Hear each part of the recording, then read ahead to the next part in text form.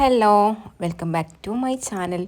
രാവിലെ പെരുന്നാളിന് പള്ളിയിൽ പോകാൻ വേണ്ടി മോന് ഡ്രസ്സെല്ലാം ഇടാൻ നോക്കുമ്പോൾ പാൻറ്റിൻ്റെ അര ലൂസ്, പിന്നെ ഞാനത് ടൈറ്റാക്കി കൊടുക്കാനിരുന്നു. ഇതെല്ലാം മുമ്പേ റെഡിയാക്കി വെക്കേണ്ടതാണ്. ഞാനത് പിന്നേക്ക് വെക്കാമെന്ന് പറഞ്ഞിട്ട് അത് അവിടെ ബാക്കിയായി. അങ്ങനെ ഒരു സൈഡ് ടക്ക് പോലെ ഇട്ട് കൊടുത്താൽ മതി പാൻറ്റിൻ്റെ അയർക്ക്. അങ്ങനെ ഒരു സൈഡ് ഇട്ട് രണ്ടാമത്തെ സൈഡ് ഇടാൻ നോക്കുമ്പോൾ ബോബിനിൽ നൂല് തീർന്നു. ആകെ കുറച്ച് നൂലിൻ്റെ ആവശ്യം വന്നിട്ടുള്ളൂ. ആ സമയത്ത് തന്നെ ബോബിനിൽ നൂല് തീർന്നു. അല്ലെങ്കിൽ നമ്മൾ എന്തെങ്കിലും തിരക്കിട്ട് പണി സ്റ്റിച്ച് ചെയ്യുന്ന ജോലിയെല്ലാം എടുക്കുമ്പോൾ എന്തെങ്കിലും ഒരു പണി കിട്ടും.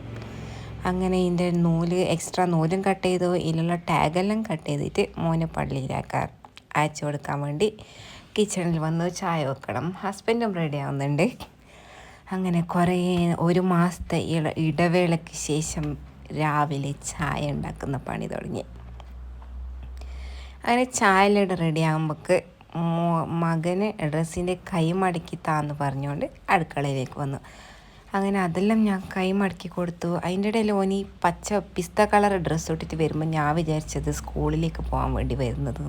ഓൻ്റെ സ്കൂൾ യൂണിഫോമും ഇതേപോലത്തത്. ഈ ടാഗ് കാണുമ്പോൾ ഞാൻ വിചാരിച്ചത് സ്കൂളത്തെ ID കാർഡാണെന്നാണ്. അങ്ങനെ അവർ നമ്മളെ കാട്ടിലൂടെ പള്ളിക്ക് പോയി. തലേ ദിവസം പെരുന്നാളപ്പം റെഡിയാക്കിയിട്ടുണ്ടായത് ഞാൻ ടേസ്റ്റ് ഒന്നും നോക്കിയിട്ടുണ്ടായിരുന്നില്ല. അങ്ങനെ രാവിലെ ഹസ്ബൻഡിന് ചായ കൊടുത്തിട്ട് ഈ കടിയെല്ലാം കൊടുക്കുന്ന സമയത്ത് ഞാനും ഓരോന്നിൻ്റെയും ടേസ്റ്റ് നോക്കി. പിന്നെ ബ്രേക്ക്ഫാസ്റ്റിന് ദോശയാണ് ഉണ്ടാക്കുന്നത്. അങ്ങനെ ദോശയും ഉണ്ടാക്കി. കുറേ നാളായി ബ്രേക്ക്ഫാസ്റ്റിനുള്ള ഫുഡെല്ലാം ഉണ്ടാക്കിയിട്ട്. അതിൻ്റെ ഇടയിൽ കുറേ വാഷ് ചെയ്യാനുണ്ടായിരുന്നു. അങ്ങനെ ഇതും വാഷിംഗ് മെഷീനിലിട്ടു. ഏകദേശം 3 ട്രിപ്പോളം നമുക്ക് നനയ്ക്കാനുണ്ടായിരുന്നു. കഴിഞ്ഞ 2 ദിവസം നനച്ചിട്ടുണ്ടായിരുന്നില്ല. പിന്നെ കായ്പോള ഉണ്ടാക്കാൻ വേണ്ടി 2 പായവും 3 മുട്ടയും എടുത്ത് അതൊന്ന് ഫ്രൈ ചെയ്ത് വെച്ചു. അതിൻ്റെ ഇടയിൽ പെരുന്നാളിന് വരുന്ന ഗസ്റ്റിനെല്ലാം ജ്യൂസ് കൊടുക്കണ്ടേ, അതിന്. ഇത് മിൽക്കി മിസ്റ്റിൻ്റെ കണ്ടൻസ്ഡ് മിൽക്ക്. ഞാൻ ആദ്യമായിട്ട് ഇതുപോലെ കണ്ടൻസ്ഡ് മിൽക്ക് കാണുന്നത്. അല്ലെങ്കിൽ നെസ്ലെ, പിന്നെ മിഠായി മേറ്റ്. ഇത് 3ാമത്തെ ഒരു കമ്പനി കാണുന്നത് ഇപ്പോൾ. പിന്നെ ഇതിൻ്റെ വെയിറ്റെല്ലാം നോക്കി 390 ഗ്രാം ഉണ്ട്. പിന്നെ MRP 145. അങ്ങനെ അതെല്ലാം റെഡിയാക്കിയിട്ട് പിന്നെ കുറേ അടിക്കാനും തോർത്താനെല്ലാം ഉണ്ട്. തലേ ദിവസം വെടി പൊട്ടിച്ചതിൻ്റെ കുറേ കാട്ടുണ്ട്. അതിൻ്റെ ഇടയിൽ കായ്പോളയുടെ റെഡിയായി വന്നിട്ടുണ്ട്. ഒരു സൈഡ് അതൊന്ന് തിരിച്ചിട്ട് ഇത് കുറച്ച് കരിഞ്ഞു പോയിന്. കുറച്ച് കൂടുതൽ സമയമായിപ്പോയി ഇത് വെച്ചത്, ഓർമ്മ ഉണ്ടായിരുന്നില്ല. പിന്നെ മുറ്റം അടിക്കാനുണ്ട്. ഇതെല്ലാം തലേ ദിവസം തേങ്ങ ഒലിച്ച് വെച്ചത്, അത് അവിടെ തന്നെ ബാക്കി. തലേ ദിവസം അപ്പം ചുടുന്ന തിരക്കിൽ അതിനൊന്നും സമയം ഉണ്ടായിരുന്നില്ല. പിന്നെ ഉച്ചയ്ക്ക് ചിക്കൻ ബിരിയാണി വെക്കാൻ വേണ്ടിയിട്ട് ഒരു ക്വാർട്ടർ ചിക്കൻ എടുത്ത് വെച്ചിട്ടുണ്ട്, ചിക്കൻ്റെ ബ്രസ്റ്റ് പീസ്. അതിൻ്റെ ഇടയിൽ പുള്ളന്മാരുടെ ഫോട്ടോ എടുക്കാൻ വേണ്ടി പോയിട്ടുണ്ട്. അങ്ങനെ അവരുടെ ഫോട്ടോഷൂട്ടെല്ലാം കഴിഞ്ഞതിന് ശേഷം അവർ വീട്ടിലേക്ക് എത്തി. അങ്ങനെ ഉച്ചയ്ക്ക് ലോഹറെല്ലാം നിസ്കരിച്ചതിന് ശേഷം ഞാൻ കിച്ചണിൽ വന്നു ബിരിയാണി ഉണ്ടാക്കാനും. അങ്ങനെ എല്ലാത്തിനും കട്ടിങ്ങും കാര്യങ്ങളെല്ലാം കഴിഞ്ഞിട്ടുണ്ട്. അത് സാലഡിനുള്ളത്, പിന്നെ അരി, പിന്നെ കുറച്ച് യെല്ലോ ഫുഡ് കളറിലേക്ക് കുറച്ച് പാൽപ്പൊടിയും കുറച്ച് വെള്ളം ഒഴിച്ചിട്ട് അതവിടെ റെഡിയാക്കി വെച്ചിട്ടുണ്ട്. പിന്നെ ചിക്കൻ ബോൺലെസ് പീസായതുകൊണ്ട് ചെറിയ പീസാക്കി വെച്ചിട്ടുണ്ട്. അല്ലെങ്കിൽ അതൊരു മസാല പിടിക്കാത്ത പോലെ ഉണ്ടാവും.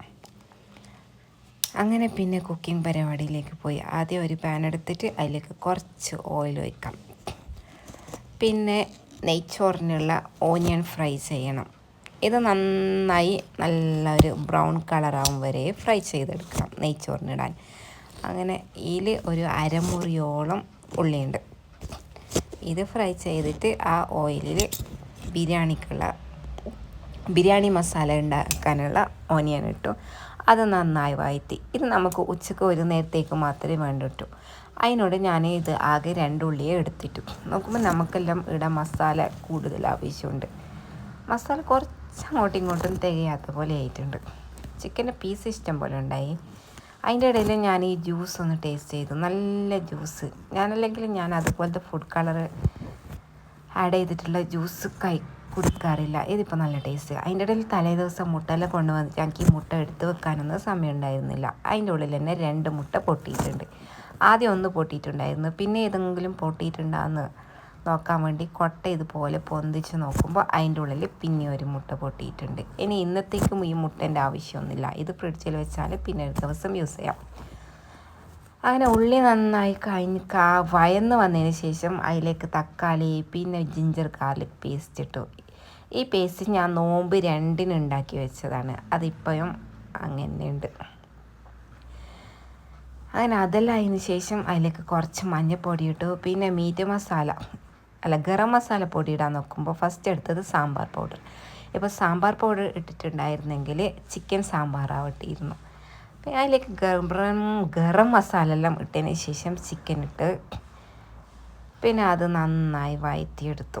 ഇത് ഒരു കയ്യിൽ ഞാൻ ഫോണും പിടിച്ചിട്ടുണ്ട്, ഒരു കയ്യിലാണ് പണിയെടുക്കുന്നത്. അങ്ങനെ ഇത് കുറച്ച് ബുദ്ധിമുട്ടായി. പിന്നെ ഞാൻ ഫോണെല്ലാം വെച്ചിട്ടായിട്ട് കുറച്ച് വഴറ്റി കൊടുത്തതിന് ശേഷം ഇതിലേക്ക് കുറച്ച് വെള്ളം ഒഴിച്ച് അടുക്കി പിടിക്കാതിരിക്കാൻ വേണ്ടി. ഇത് ചിക്കൻ ഒന്ന് ചൂടായി കഴിഞ്ഞാൽ ചിക്കനിൽ നിന്ന് വെള്ളമെല്ലാം ഇറങ്ങി വരും. അപ്പോൾ അതുവരെയുള്ളതിലേക്ക് ഞാൻ കുറച്ച് വെള്ളം ഒഴിച്ചിട്ട് പിന്നെ നെയ്ച്ചോറ് ഉണ്ടാക്കാൻ ഒരു കുക്കർ എടുത്തിട്ട് അതിലേക്ക് കുറച്ച് തേങ്ങ എണ്ണ, കുറച്ച് ഉള്ളി ഇട്ടൊന്ന് വഴറ്റി കൊടുക്കാം. ഉള്ളി നല്ല കളർ ചേഞ്ച് ആവേണ്ട ആവശ്യമില്ല. ജസ്റ്റ് ആ ഒരു പച്ചന് കുറച്ചും അങ്ങോട്ടേക്ക് പോയാൽ മതി.